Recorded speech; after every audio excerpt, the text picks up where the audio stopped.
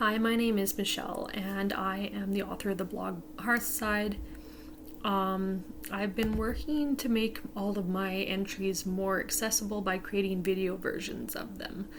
And this particular entry is called The Bonds of Reciprocity Outside of Heathenry. And this one is a very personal entry that has a lot of personal details in it. I was writing this at the time when I was running in an election to become a representative for the Heathen Confederation of Canada, and I wanted to talk about how Heathen worldview can benefit us in our relationships with other groups outside of Heathenry.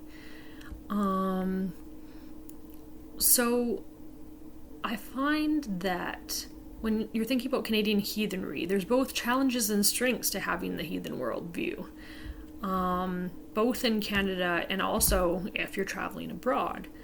It can be difficult to find quite where to fit in the dominant Christian overculture, but there is also a possibility of being noticed by particular minority groups because we share similar worldviews.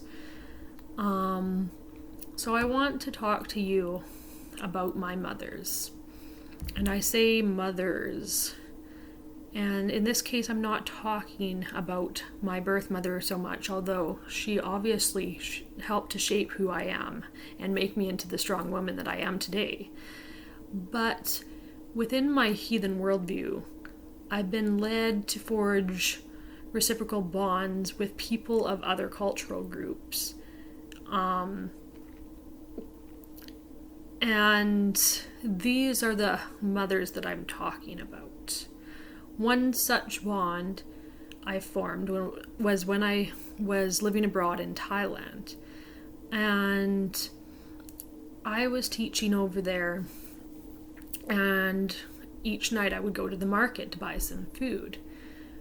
This one particular night, I went to the market and I dropped a coin under one of the stalls. Now, when you're in Thailand, it's considered really, really rude to drop a coin. And even more rude if you were to stomp on it to stop it from rolling. And the reason why is it has the image of the king on it, and they almost see that as defacing the king's image. So I let the coin roll because I didn't want to stomp on it. But I didn't know how to get it back because it rolled under the vendor's stall, and I wasn't very good at speaking the Thai language.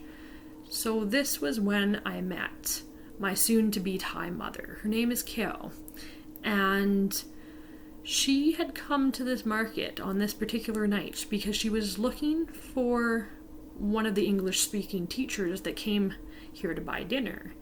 And on this particular night, I was the only teacher at the market because all the other teachers had gone to Muay Thai. And the reason why she wanted an English teacher was she has a master's degree and she teaches at a university over there. And she had written an academic paper that she wanted to be in English so that it could get into a journal.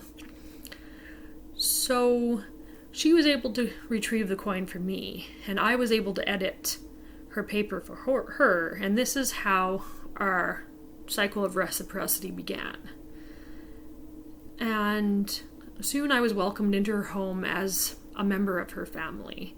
I learned so much about Thai folk culture and how similar it is to heathen culture, and a lot about the veneration of the spirits of place within Thailand, which is similar to our own beliefs.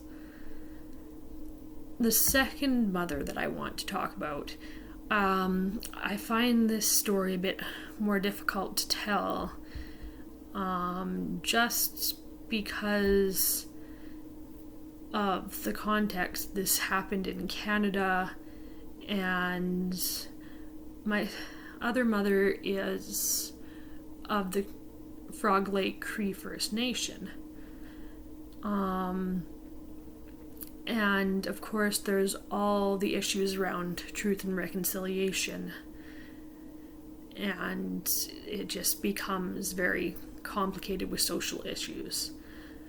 So again, I was teaching, and this time in northern Manitoba, with my spouse on an isolated reserve. The only way to get there for 10 months of the year is by a small plane, and the other 2 months of the year they have ice roads. So we arrived up north with only what could fit in 2 suitcases, and it was the middle of a storm.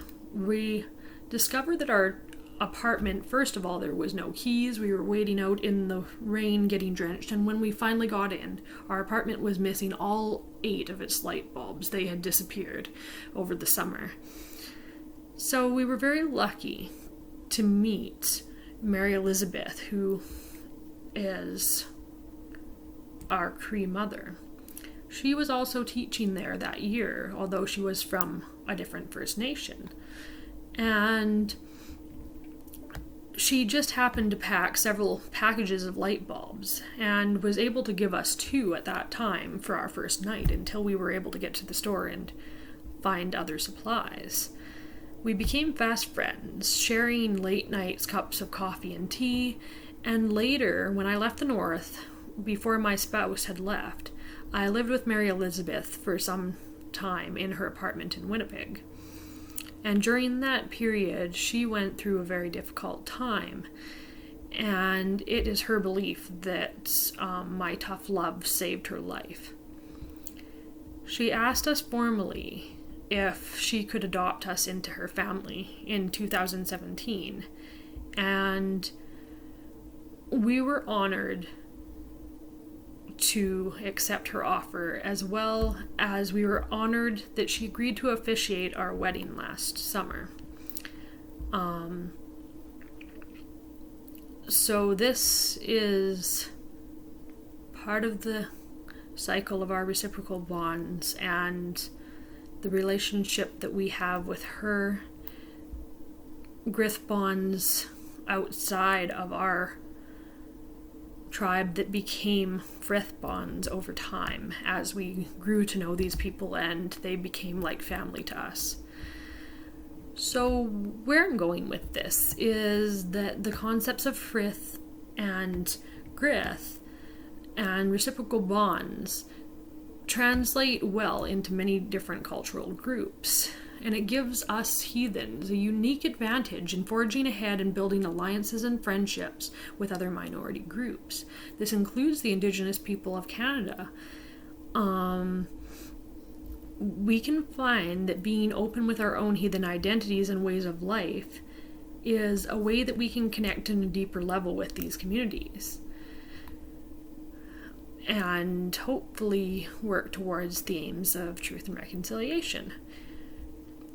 We have so much in common and so much that we can learn and share with each other, and the first step is engaging in dialogue and practicing active listening. We need to listen and to understand and to foster bonds of trust going forward.